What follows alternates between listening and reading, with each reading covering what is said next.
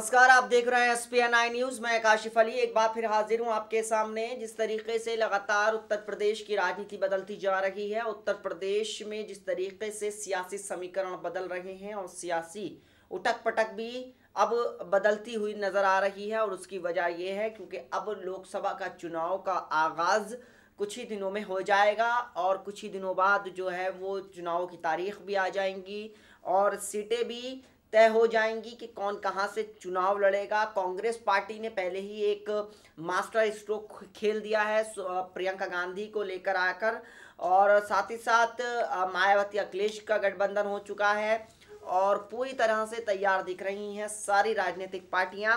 ऐसे में अब माना जा रहा है कि गठबंधन के किस किस सीट पर कौन लड़ेगा चुनाव। मायावती की बैठक चल रही है, अखिलेश यादव की मंथन हो रहा है, लगातार जो कोऑर्डिनेटर हैं उनसे फीडबैक लिया जा रहा है और प्रत्याशियों की बारे में पूरी सूची तैयार की जा रही है।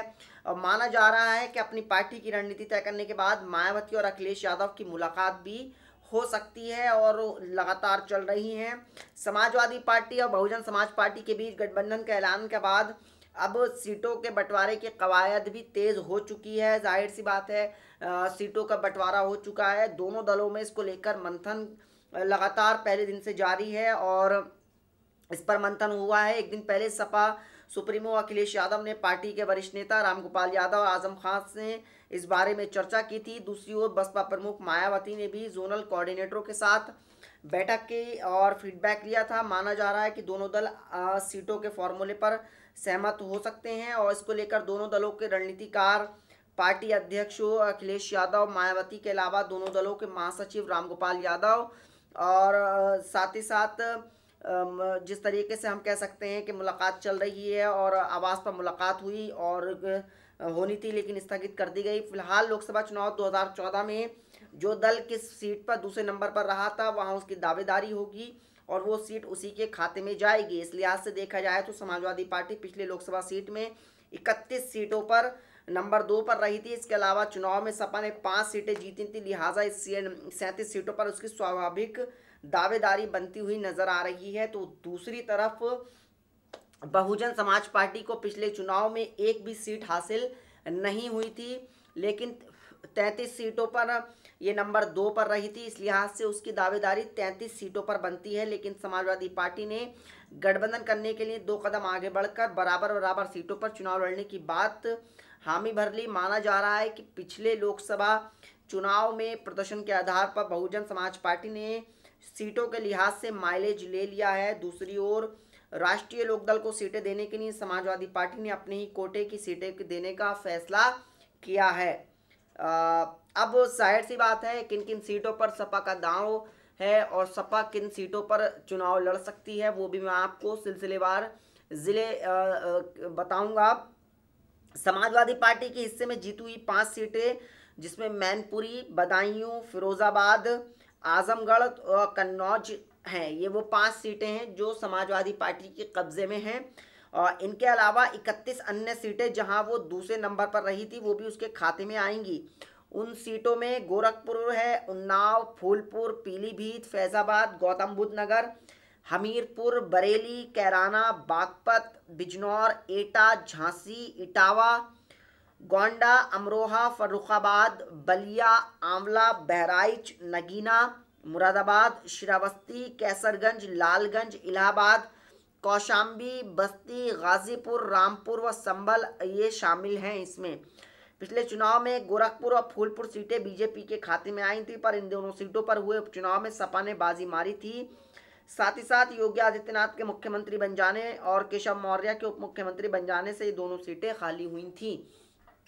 यानी साफ तौर पर कहा जा सकता है कि ये सारी सीटों पर समाजवादी पार्टी दूसरे नंबर पर रही थी। तो इन सीटों पर अब समाजवादी पार्टी का क्या हाल है। और सबसे पहले अगर मैं बात करूं इनके कुछ ज़िले हैं जैसे दूसरे नंबर पर रही थी, उनमें मुरादाबाद की बात करते हैं और संभल की बात करते हैं, रामपुर की बात करते हैं और बरेली और कैराना और ये सारी सीटें हैं, बिजनौर, ये सारी सीटें जो हैं वो कहीं ना कहीं समाजवादी पार्टी का गढ़ माना जाता है और समाजवादी पार्टी का यहाँ पर काफ़ी मजबूत संगठन भी मौजूद है। यानी साफ तौर पर कहा जा सकता है कि यहाँ समाजवादी पार्टी की दावेदारी पूरी तरह से मजबूत नजर आ रही है और समाजवादी पार्टी पूरी तरह से आश्वस्त भी नजर आ रही है कि अब पूरे दमखम के साथ चुनाव लड़ना है और पूरे दमखम के साथ चुनाव में मैदान में उतरना है। वहीं दूसरी तरफ बसपा की दावों वाली सीटों पर बात करी जाए तो पिछले लोकसभा चुनाव में बसपा भले ही एक सीट नहीं जीत पाई थी, लेकिन 33 सीटों पर वो दूसरे नंबर की पार्टी बनकर उभरी थी। उनमें बुलंदशहर, मुजफ्फरनगर, हाथरस, आगरा, जालौन, अलीगढ़, अकबरपुर, देवरिया, महाराजगंज, शाहजहांपुर, सलेमपुर, मेरठ, मिर्ज़ापुर, रॉबर्ट्सगंज, बांसगांव, फतेहपुर, सुल्तानपुर, फतेहपुर सीकरी, मछली शहर, भदोही, चंदौली, जौनपुर, घोसी, मोहनलालगंज और अंबेडकर नगर, दौरहरा और बांदा, खीरी, डुमरियागंज, संत कबीर नगर, मिश्रिक, हरदोई व सीतापुर समेत 33 ऐसी सीटें हैं जो अब बसपा के खाते में। 5 और कौन कौन सी सीटें आएंगी अभी फिलहाल इस बारे में स्थिति साफ नहीं हो पाई है। यानी साफ तौर पर कहा जा सकता है कि इन सीटों पर जो मैंने आपको बताई हैं, समाजवादी पार्टी और बहुजन समाज पार्टी की इन 33 और 38 सीटों पर जो ये दावेदारी हो सकती है दूसरे नंबर पर रही है, तो इन पे समाजवादी पार्टी और बसपा अपने अपने कैंडिडेट उतारेंगे। फिलहाल जिस तरीके के समाजवादी पार्टी के मैंने आपको बताया जो इलाके हैं वो काफ़ी अलग तरीके के हैं और जाहिर सी बात है कि अलग अलग तरीके की इसमें रणनीति बनाई जा रही हैं और अलग तरीके की इसमें पूरी कोशिश की जा रही है कि किसी सूरत से समाजवादी पार्टी का पलड़ा मजबूत कर लिया जाए। जाहिर सी बात है उसमें गोरखपुर, उन्नाव, फूलपुर, पीलीभीत, गौतम बुद्ध नगर, फर्रुखाबाद, बलिया, आमला, बहराइच, नगीना, मुरादाबाद, श्रावस्ती, ये सारे इलाके हैं जो कहीं ना कहीं समाजवादी पार्टी के इलाके हैं, गढ़ हैं और यहाँ काफ़ी मजबूत स्थिति में है। तो यानी साफ तौर पर कहा जा सकता है कि समाजवादी पार्टी काफ़ी मजबूत स्थिति में नज़र आ रही है। वहीं अगर हम बात करें कि जो 5 जो सीटें हैं उनमें फिरोज़ाबाद, मैनपुरी, बदायूं और आजमगढ़ और कन्नौज, जहां पर शिवपाल सिंह यादव की भी पैनी निगाह होगी।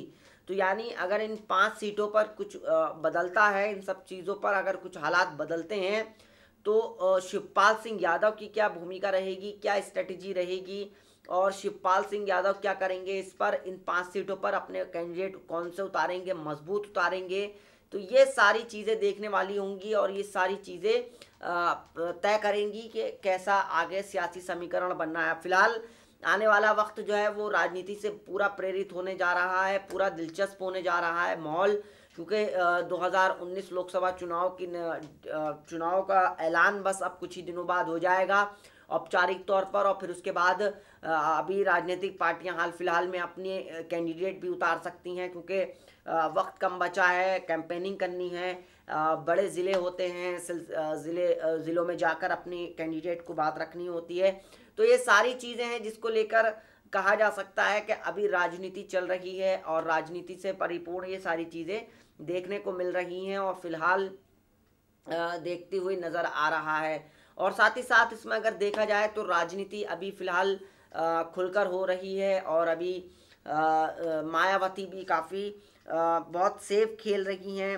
और जैसे मैंने आपको बताया कि बुलंदशहर, मुजफ्फरनगर, हाथरस, आगरा और बांसगांव, फतेहपुर, सलेमपुर, मेरठ, मिर्ज़ापुर, मोहनलाल, भदोही, चंदौली, मछली शहर, अंबेडकर नगर, धौरहरा, डुमरियागंज, संत कबीर नगर, मिश्रिक, हरदोई, सीतापुर, ये वो जगह हैं जहाँ मायावती दूसरे नंबर पर रही थी। तो यानी इस बार के चुनाव में कुछ अलग और कुछ बेहतर सुनने उनके खबरों में हो सकता है। बहरहाल अब ये राजनीति है और राजनीति से कितना असर पड़ेगा कितना नहीं, मायावती के वो इलाके क्या मायावती के पास आ पाएंगे और क्या अखिलेश यादव के जो इलाके हैं अखिलेश यादव के रहेंगे, क्या उससे पार पाएंगे और क्या अखिलेश के लिए कुछ बेहतर हो पाएगा, ये तो आने वाला वक्त ही बताएगा। और आने वाला देखेंगे कि किस तरीके से अब राजनीति बदलती है और किस तरीके से बेहतर हो सकता है और क्या अलग हो सकता है, ये अब देखने वाला विषय होगा। तो फिलहाल आज के इस प्रोग्राम में इतना ही, फिर हाजिर होंगे नए प्रोग्राम के साथ नई राजनीति और नए जो राजनीति में उठक पटक होगी वो भी हम आपको बताते रहेंगे। तब तक जुड़े रहिए, देखते रहिए SP9 न्यूज़। नमस्कार।